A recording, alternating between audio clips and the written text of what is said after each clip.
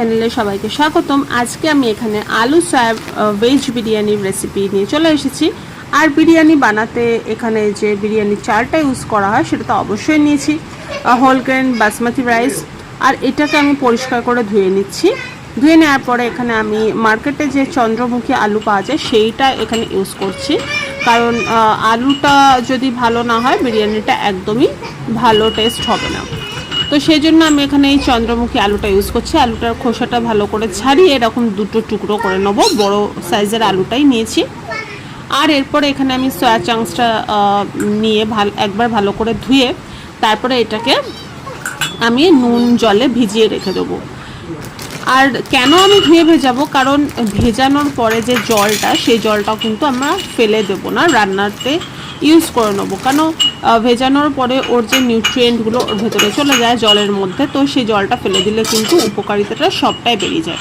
সেই জন্য জলটা আমরা অবশ্যই রান্নার কাজে ইউজ করে নেবো। এরপর আমি এখানে নিয়ে নিয়েছি এই সমস্ত মশলাগুলো, যেরকম এখানে টমেটো আছে, ধনেপাতা, পুদিনা পাতা, কাঁচা লঙ্কা আর আদা এটা নিয়েছি।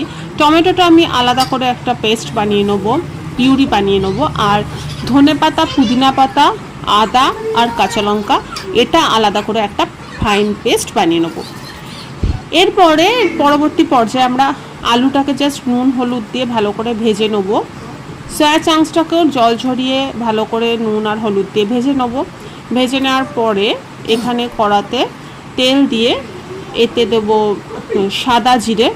আর ভাতটা যখন আমরা রান্না করব তখন রান্না করার সময় হাঁড়িতে জলের মধ্যে আমরা তেজপাতা, তারপরে দেবো হচ্ছে এই গরম মশলা, গোটা গরম মশলাকে একটু ক্রাশ করে, এর ভিতরে জায়ফল জয়ত্রীটাও আছে, ক্রাশ করে দিয়ে দেবো। লবণ দেবো, এর সাথে সামান্য তেল দেবো। তেলটা দিলে কি হয়, ভাতগুলো একটার সাথে একটা লেগে থাকে না। এইভাবে আমরা কিন্তু ভাতটা রান্না করে সেপারেট করে নেবো। আলু সয়াবিন তো আমরা ভেজেই নিচ্ছি। ভেজে নেওয়ার পরে এবারে যে মশলাটা বানিয়ে রেখেছি আর টমেটো পিউরি, এটা আমাদের আলাদা ইনগ্রিডিয়েন্ট। এবারে কড়াতে তেল দিয়ে এতে দেবো হচ্ছে জিরে। জিরে দেওয়ার পরে আবার গরম মশলা ক্রাশ করে আমরা দিয়ে দেবো ফোড়ন হিসেবে। তারপরে দেবো টমেটো পিউরি। টমেটো পিউরিটা দেওয়ার পরে ধনেপাতা, পুদিনা পাতা, আদা আর কাঁচা লঙ্কার পেস্টটা সেটাও দিয়ে দেবো। দিয়ে ভালো করে নাড়াচাড়া করব। নাড়াচাড়া করার পরে এখানে শুকনো মশলার মধ্যে দেবো হচ্ছে হলুদ গুঁড়ো, কাশ্মীরি লাল লঙ্কার গুঁড়ো, জিরে গুঁড়ো, ধনে গুঁড়ো আর বিরিয়ানি মশলা।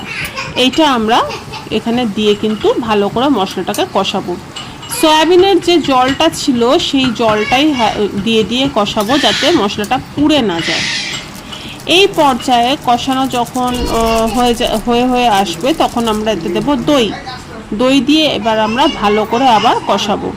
কষিয়ে এবার যখন একটা গ্রেভি বানানো হয়ে যাবে তখন এর মধ্যে দেবো আলু আর সয়াবিনটা দিয়ে দেবো। দিয়ে ভালো করে কষিয়ে এতে হালকা গরম জল দিয়ে আমরা একটু যতটা প্রয়োজন ততটা গ্রেভি বানিয়ে নেবো। বানিয়ে নেওয়ার পর আমাদের যখন আলু সয়াবিনের সবজিটা রান্না হয়ে যাবে, আলুটাও যখন প্রপার সেদ্ধ হয়ে যাবে, এরকম পর্যায়ে আমরা এবার কি করব, বিরিয়ানিটা দম দেওয়ার জন্য হাঁড়িটা রেডি করব। চালটা তো অবশ্যই আমি বিরিয়ানির যে ভাতটা রাইসটা সেটা অবশ্যই আমি জল ঝরিয়ে ভালো করে রেখে দিয়েছিলাম। যখন গরম থাকবে, এটা ঠান্ডা জল দিয়ে ধোয়ার কোনো প্রয়োজন নেই। জাস্ট ফ্যান ঝরানোর পরে একটু এটা খুলে রাখলে, হাঁড়িটা ভালো করে খুলে রাখলে কিন্তু হাওয়া লেগে ঠান্ডা হয়ে চালগুলো যথেষ্ট ঝরঝরে থাকবে। এটা আলাদা করে ঠান্ডা জলে ধোয়া বা ছড়িয়ে রাখার কোনো প্রয়োজন নেই। এরপরে আমরা ভালো ঘি গোটা হাঁড়িতে মাখিয়ে নেব। আর এখানে আমি নিয়েছি মিঠা আতর আর নিয়েছি গোলাপ জল। আর এই মুহূর্তে আমার কাছে স্যাফরনটা অ্যাভেলেবেল ছিল না, নাহলে আমি দুধের মধ্যে গুলে অবশ্যই স্যাফরন দিতাম। যাই হোক, এই পর্যায়ে আমি কি দেবো, হাঁড়িতে ঘি মাখিয়ে তাতে লেয়ার ক্রিয়েট করব। চাল দেব, সবজিটা দেব, সয়াবিন আলু এগুলো দেবো, একটু সামান্য করে গ্রেভি দেবো, আবার ঘি দেবো। আর মিঠা আতরটা আমি কিন্তু পুরো চালটাতে মাখিয়ে নিচ্ছি, তাহলে ওটা কিন্তু ইভেন হবে, একদম ইকুয়ালভাবে মাখানো হবে। তো অল্প একটু করে গোলাপ জল দেবো আর এরকমভাবে এগুলো দিতে থাকবো। এইভাবে লেয়ার করার পরে হাঁড়িতে ঢাকা দিয়ে আমি এটাকে দমে বসিয়ে দেবো।